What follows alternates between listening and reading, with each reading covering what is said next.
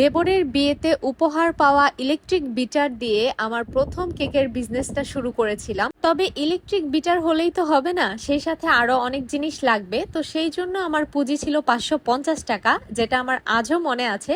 তো যাই হোক, অনেক দিন ধরেই ভাবছিলাম যে আমার বেকিং যে জার্নিটা সেটা আপনাদের সাথে শেয়ার করব। আর এটা খুবই ফানি একটা মোমেন্টের মাধ্যমে শুরু হয়েছিল, যেটা আজকের এই ভিডিওতে আমি আপনাদের সাথে শেয়ার করতে যাচ্ছি। তবে তার আগে একটু বলে দেই, আমরা শুধুমাত্র গাজীপুর জেলার ভিতরে কেকের অর্ডার নিয়ে থাকি। এমনকি গাজীপুর জেলা হওয়া সত্ত্বেও যদি আমাদের লোকেশন হতে আপনার লোকেশনটা খুব বেশি দূর হয়ে যায়, সেক্ষেত্রে আর কেকের অর্ডারটা রাখা হয় না। তাই ইনবক্সের শুরুতে অবশ্যই আপনাদের ডিটেলস লোকেশনটা জানাবেন। তো যাই হোক, চলেন ভিডিওর মূল টপিকটা নিয়ে এবার একটু কথা বলি। অনেক আপুদেরকেই দেখি একটুতে অনেক বেশি হতাশ হয়ে যান যে না, আর হচ্ছে না, আমার দ্বারা হয়তো আর সম্ভব হচ্ছে না। তাদের জন্য আমার আজকের এই ভিডিওটা হতে পারে অনেক বেশি অনুপ্রেরণা যোগাবে। তো যাই হোক, যেটা বলছিলাম ভিডিও শুরুতে, যে দেবরের বিয়েতে গিফট পেয়েছি আমি ইলেকট্রিক বিটার। হ্যাঁ, এটাই সত্যি ছিল। আমার বেকিং নিয়ে কোনো আইডিয়া ছিল না, কোনো কিচ্ছু জানতাম না। বাট তখন একটা ট্রেন্ডিংয়ে এসেছিল ডালগোনা কফি বানানোটা। তো সেটার জন্য আসলে ফোম করতে হয়, যেটা কিনা ইলেকট্রিক বিটার লাগে। তো আমি ইলেকট্রিক বিটার জিনিসটাও তখনই আর কি ইউটিউবে বা বিভিন্ন প্ল্যাটফর্মে দেখেছি যে এটা আসলে ইলেকট্রিক বিটার ছাড়া হয় না।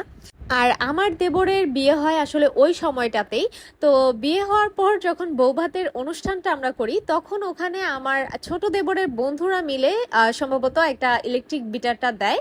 তো ওইটাই ছিল আমার এখন অবধি আমি যেই বিটারটা দিয়ে কাজ করি, হ্যান্ড বিটার। তো সেটা মানে মিয়াকোর যে ইলেকট্রিক বিটারটা আছে আমার, তো ওইটা গিফট পাওয়ার পর আমার শাশুড়ি মা ওটা আমাকে দিয়ে দেয় যে এটা তুমি রাখো। আর আমি তো সেটা পেয়ে মহা খুশি, কারণ আমি ডালগোনা কফি করতে পারবো। তো তখন একটা পর্যায়ে আর দেখলাম যে অল্প একটু কফি নিলে ওটা দিয়ে হচ্ছে না। তো আস্তে আস্তে বিটার দিয়ে কি করা যায়, তখন দেখলাম আসলে ইউটিউবে কেক বানানোটা দেখতাম। তো সেখান থেকে আসলে আমার হচ্ছে জার্নিটা শুরু। আর আমি এই যে কেক বানানো শুরু করলাম, তো আস্তে আস্তে নিজেকে আরো কিভাবে প্রফেশনাল ভাবে পর্যায়ে নিয়ে যাওয়া যায় সেটাই অনেক বেশি ঘাটাঘাটি করেছি। আস্তে আস্তে এই জিনিসটা, আমার বেকিং জিনিসটা একদম নেশায় পরিণত হয়ে গিয়েছে। আমি একটা শিখলে মনে হচ্ছে যে আরেকটা কেক বানানো শিখবো, এমন করেই আসলে নিজের এই বেকিং জিনিসটাকে গুছিয়ে নেওয়া আমার। আর তারপর যেটা বলছিলাম যে 550 টাকা পুঁজি ছিল আমার, হ্যাঁ এটা সত্যি।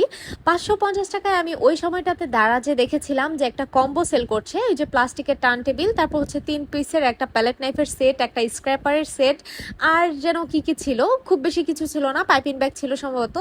তো ওরকম, আর 99 টাকার একটা নজেলের সেট আমি কিনেছিলাম।